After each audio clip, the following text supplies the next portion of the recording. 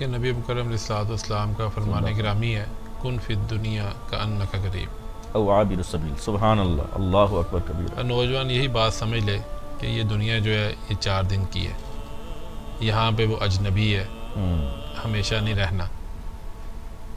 تو پھر اللہ تعالیٰ کی توفیق سے اللہ تعالیٰ اسے ان بے حیائی اور یعنی فحاشی کے جو اعمال ہیں ان سے محفوظ فرمائے گا. کیونکہ یہ سب آپ سب بہت بڑا چیلنج ہے اس وقت. یہ ڈیفینیٹ ہے، اس میں آپ بالکل آپ کی بات جو ہے وہ حقیقت ہے. اور جیسے ابھی خبیب بھائی نے بتایا الحمدللہ ہم اس پہ ورکشاپ بھی کر رہے ہیں. صحیح. اور اس کے ساتھ ساتھ ہم لوگوں کی کوچنگ بھی کرتے ہیں. صحیح. کئی ایسے نوجوان ہمارے پاس آتے ہیں جو دیندار ہیں اور ان کے اندر جذبہ ہے کہ ہم سے یہ ایسے جو کام ہیں یہ ان سے ہم محفوظ رہ سکیں، اگر ہمارے اندر ہیں تو ہم ان کو دور کر لیں. تو الحمدللہ ہم ان کی رہنمائی بھی کرتے ہیں.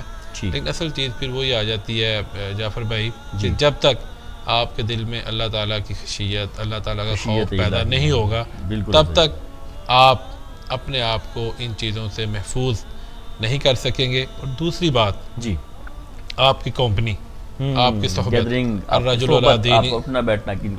علی دین خلیلہ فلینظر احدکم من یخالل. بے شک بے شک بے شک. اگر آپ کی دوست بنائیں، اگر آپ کی دوستی عطر والے کے ساتھ ہے تو آپ کے کپڑوں سے خوشبو آئے گی جتنی دیر بیٹھے رہیں گے. اگر آپ کی دوستی بٹی والے کے ساتھ ہے تو آپ کے کپڑے جل جائیں گے بیٹھیں گے تو وہ اتنی دیر میں اسمیل آئے گی. اس میں میں یہ ایڈ کرنا چاہتا ہوں کہ نوجوانوں کو چاہیے کہ وہ زیادہ سے زیادہ دوستوں کے ساتھ رہیں، فیملی کے ساتھ بیٹھیں، تنہائی کو کم اختیار کریں.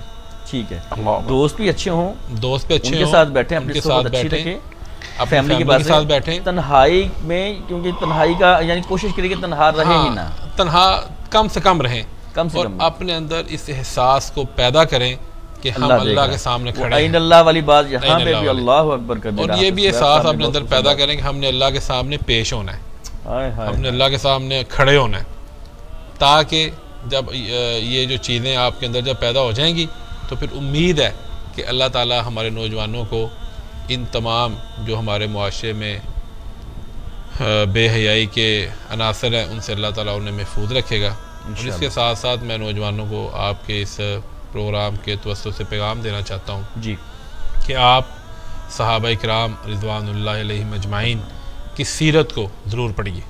ٹھیک.